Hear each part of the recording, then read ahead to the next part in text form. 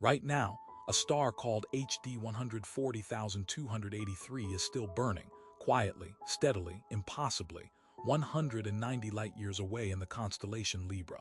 And Harvard's own astrophysicists have no way to explain how it's still there. Because by every measurement they trust, this star is older than the universe that was supposed to create it. And what that actually means for everything we think we know about time. Nobody wants to say it plainly. Not yet. Astronomers call it the Methuselah Star. You can almost see it with a pair of binoculars, sitting quietly in the sky like it's nothing special. It's been cataloged since the 1800s. Nobody thought twice about it. Then Hubble pointed its instruments at it in 2000, and again in 2007, and again in 2013, refining its distance down to the light year. What they found should have been routine. It was not. This star contains almost none of the heavy elements, the carbon, the iron, the oxygen, that later generations of stars are built from. That means it formed early, almost impossibly early, right after the Big Bang itself. Here's where it stops being routine. When Hubble calculated this star's age using its brightness, its temperature, its chemical fingerprint, the number that came back was 14.46 billion years. Give or take 800 million. Sit with that for a second. The accepted age of the entire universe, every galaxy, every atom, every second that has ever passed, is 13.8 billion years. This star, sitting quietly in Libra, is older than time itself. And what scientists eventually had to admit about that discrepancy is the part they're still afraid to say out loud. Naturally, the first move was to look for a mistake. Distance measurements can be wrong. Parallax, the tiny shift in a star's position as Earth orbits the Sun, is brutally hard to nail down at that range. So Hubble refined it. Then Europe's Gaia satellite refined it again. The number came down, but it never came down enough to comfortably fit.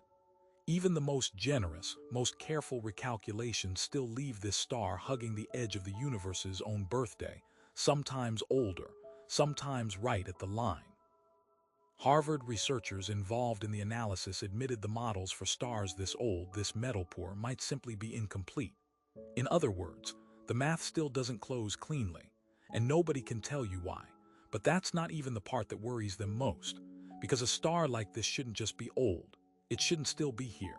Subgiant stars, stars in this exact late life stage, burn hot and bright and don't linger. They evolve, they swell, they die. Yet here it is, 14 billion years in, still glowing steady enough for backyard telescopes to catch it. Here's the strange part, it shouldn't even be stable anymore. Stars like this are supposed to have collapsed, expanded, or gone dark long before now. And this one just hasn't. So what's actually going on? There are only a few possibilities, and every single one of them is uncomfortable. Option 1. The distance is still slightly wrong, and future instruments will quietly shave the age down until it behaves. Option 2. Our stellar models for ancient, near-primordial stars are simply broken, missing some process, helium settling, internal mixing, that lets stars like this live far longer than physics currently allows. And option 3, the one almost nobody wants to say on camera, the universe itself might be older than 13.8 billion years.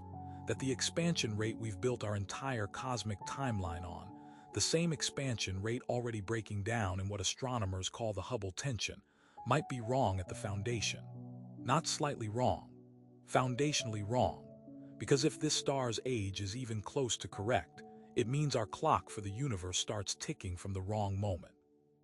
And every distance, every galaxy age, every model of how fast everything is flying apart, was built on that same shaky number. That's the part that should unsettle you. This isn't some far-off rogue object drifting through the dark.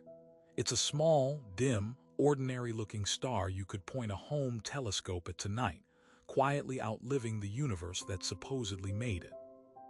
Every calculation NASA, Harvard, and the European Space Agency rely on to describe the age and expansion of everything, the size of the cosmos, the speed of its growth, the moment it all began, has this one star sitting right at the edge, refusing to fit the equation.